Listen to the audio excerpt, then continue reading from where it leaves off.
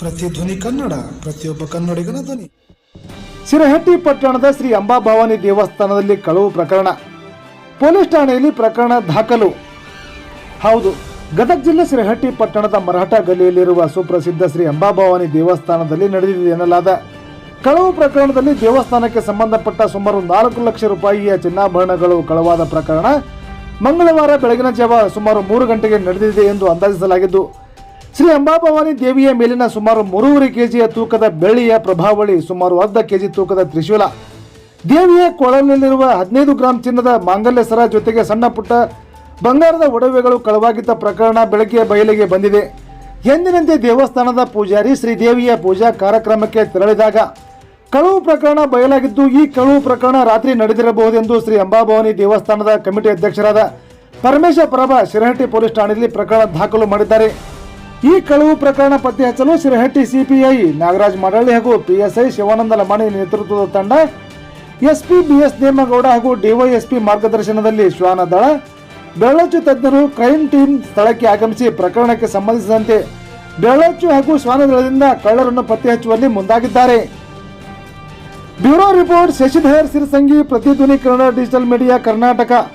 ಪ್ರತಿಕ್ಷಣದ ಅಪ್ಡೇಟ್ ಸುದ್ದಿಗಳಿಗಾಗಿ ನೋಡ್ತಾ ಇರಿ Prathidhwani Kannada digital media. Subscribe ಮಾಡಿ, ಲೈಕ್ ಮಾಡಿ, ಕಮೆಂಟ್ ಮಾಡಿ, ಇತರರಿಗೂ ಶೇರ್ ಮಾಡಿ.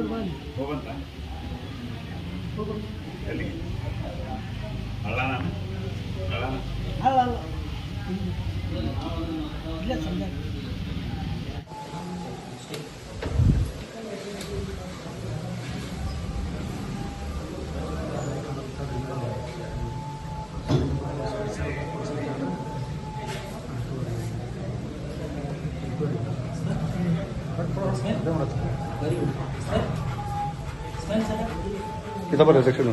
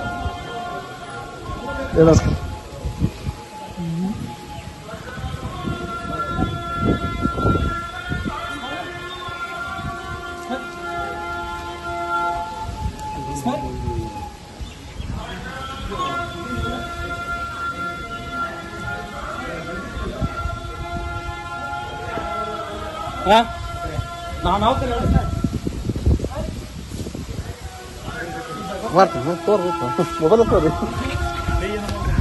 ಯಾವ ನೋವಾಗೈತೆ ಸ್ವಲ್ಪ.